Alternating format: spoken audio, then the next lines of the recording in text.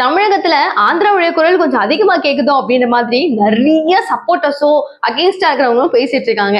காரணம் என்ன? இப்ப நடுவில் தான் மும்மொழி கொள்கை பத்தி நாயுடு அவர்கள் சில விஷயங்களை வந்து பேசி அது ஒரு பக்கம் நல்ல ஒரு பாசிட்டிவாவும் இருந்துச்சு, நல்ல ஒரு நெகட்டிவாவும் இருந்துச்சு. இங்க கட்சிகளுக்குள்ள பயங்கரமா அடிச்சுக்கிட்டு ஒரு சண்டையும் வந்துச்சு. சோ அந்த வகையில திரும்பவும் வந்துட்டு அவரு வந்து என்ன பண்றாரு, திரும்பவும் ஒரு விஷயத்த முன்னாடி வைக்கிறாரு. அவங்களுடைய பட்ஜெட் தாக்குறதுக்காக அமராவதிக்கு வந்துட்டு அவங்க போயிருக்கிறாரு. அங்க போனதுக்கு அப்புறம் சட்டப்பேரவையில இந்த மாதிரி விஷயங்கள் எல்லாம் மொழி பத்தி எல்லாம் பேசும்போது தாய்மொழி அப்படின்றது ரொம்ப ரொம்ப ரொம்ப இம்பார்ட்டன்ட். அதை நம்ம விட்டு கொடுத்துட்டு எதுவுமே நம்ம பண்ண தேவையில்ல. தாய்மொழியில படிக்கிறவங்களுக்கு தான் அதிகமான அறிவு அப்படின்றத மாற்றுக்கிறது கிடையாது. இவங்களை விட அவங்க இன்னும் கொஞ்சம் அதிகமான ஒரு சென்சிபிளான ஒரு பர்சனா நல்ல மூலக்காரங்களா இருப்பாங்க அப்படின்னு அவர் குறிப்பிட்டிருக்காரு. அது மட்டும் இல்லாம நீங்க வந்துட்டு ஒரு தாய்மொழி நம்மளுக்கு ரொம்ப முக்கியம், நம்மளுக்கு தெலுங்கு அப்படின்ற மாதிரி மீதி இருக்கிற எல்லா லாங்குவேஜஸும் நம்ம மதிக்கணும். இப்போ வந்து நம்மளுக்கு நேஷனல் லாங்குவேஜ் அப்படின்னும் போது ஹிந்தி, இன்டர்நேஷனல் லாங்குவேஜ் அப்படின்னும் போது வந்து இங்கிலீஷ், அண்ட் நம்மளுடைய தாய்மொழி அப்படின்றது நம்மளுக்கு அவங்க சொல்றது தெலுங்கு, நம்மளது வந்து தமிழ். ஓகேவா? ஸோ இந்த மாதிரி ஒரு கிரிட்டேரியா இருக்கும் போது நம்ம எந்த மொழியை கத்துக்கிட்டாலும் நம்மளுக்கு நல்லதுதான்.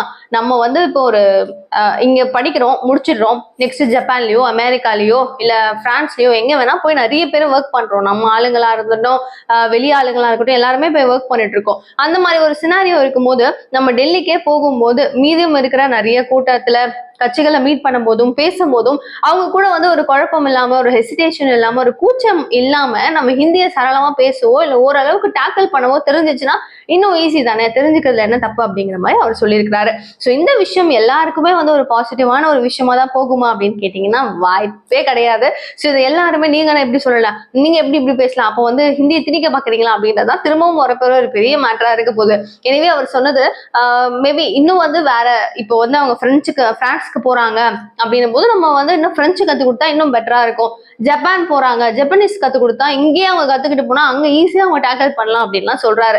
ஸோ இந்த விஷயம் பத்தி நீங்க என்ன நினைக்கிறீங்க? பர்சனலா ரொம்ப யோசிக்காம அப்படியே உங்களுக்கு தோன்ற விஷயத்த கமெண்ட் பாக்ஸ் சொல்லுங்க. நிறைய விஷயங்கள் பேசலாம். பிஜேபி வலியுறுத்திட்டு இருக்கு 1000 சயின்ஸ் வாங்கணும் அப்படின்னு சொல்லி அவங்க துடிச்சிட்டு இருக்காங்க.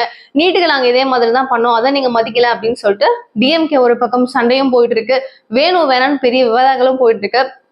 எல்லாத்தையும் முன்னாடி வச்சுக்கிட்டு நம்ம வேடிக்கை தான் பார்த்துட்டு இருக்க முடியும், வேற என்ன பண்ண முடியும்? ஏன்னா கட்சிகளுக்கும் சண்டை, அந்த பேய்க்கும் சண்டை, அதை ஊரே வேடிக்கை பார்க்குதுன்ற மாதிரி கட்சிக்கும் சண்டை நம்ம எல்லாரும் சேர்ந்து பார்த்துட்டு தான் இருக்கிறோம். அதுக்கான செயல்பாடு நம்மளோடது ஓரளவுக்கு போனாலும் அத்தாரிட்டிஸ் அப்படின்னும் போது தே ஆர் ஃபேஸிங். ஓகேவா?